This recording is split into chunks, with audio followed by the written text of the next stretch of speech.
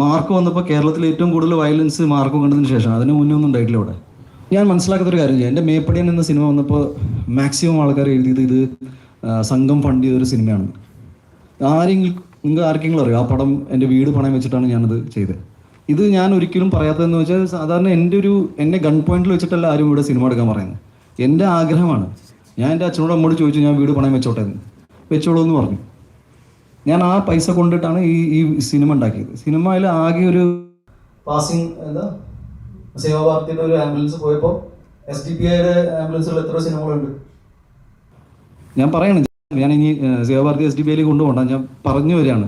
രണ്ടാമത്തെ അവിടെ ഷഫീഖിൻ്റെ സന്തോഷം ഇപ്പോൾ പിന്നെയും അവൻ എന്നാൽ പിന്നെ മുസ്ലിം ഫാമിലീസിനെ കയ്യിലെടുക്കാൻ സിനിമ എടുക്കാൻ.